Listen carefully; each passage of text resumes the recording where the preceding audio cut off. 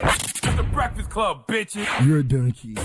Donkey of the Day for Monday, June 22nd goes to soon-to-be former police officer David Alfendor. Well, he should be a former police officer soon. I would hope so.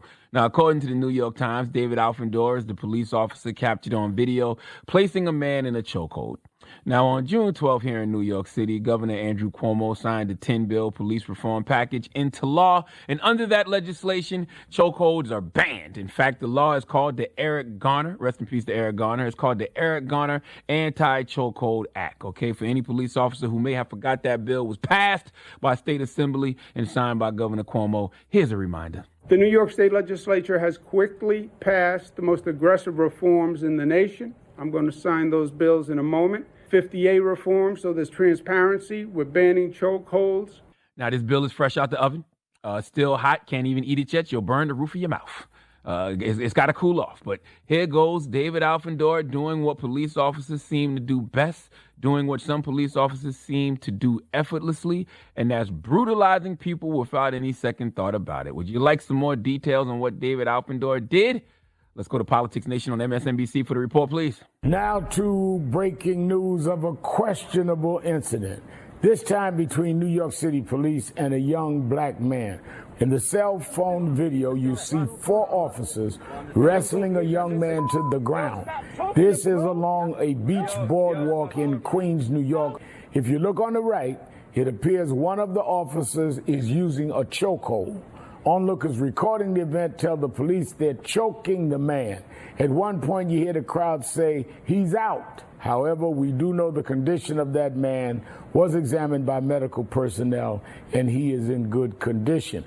A source within New York City Police Department tells NBC News that police were called to the scene regarding several men throwing debris and harassing bicyclists and pedestrians. Thank you, Reverend Al. David has been suspended without pay, but that's the problem. There should be no investigation. We got a videotape. Chokeholds are banned. He put someone in a chokehold, and chokeholds are banned. He needs to be terminated. Why? Because this isn't even David's first offense. In 2014, he was found not guilty for beating up a 16-year-old during a drug bust. He was found not guilty, even though surveillance footage showed David Alfendor and Officer Tyrone Isaac cornering the kid. Alfendor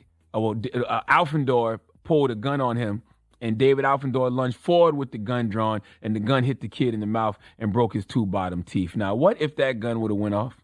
A 16-year-old kid would be dead right now for $250 worth of weed. The point is, this man has been arrested for police brutality before, and clearly nothing has changed. What is insanity, people? NYPD, what is insanity? Insanity is doing the same thing over and over, but expecting different results. Please tell me why the NYPD thinks taking these same bad apples and putting them back in the bunch is a good idea. If you went to a grocery store, and every time you went in the grocery store, they had terrible customer service and the same rotten produce, wouldn't you stop going to that grocery store?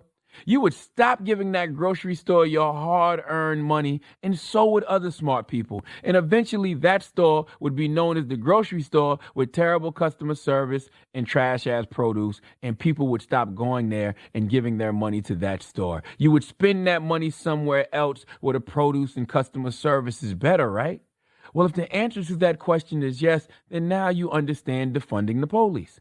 As long as the police keep putting these bad apples on the shelf, we can't shop here anymore, okay? We need to take our money away from them and put it into something more positive, okay? There is absolutely no reason for police departments to get these big-ass budgets if this is the best they can put on the shelf, in this case, put on the streets.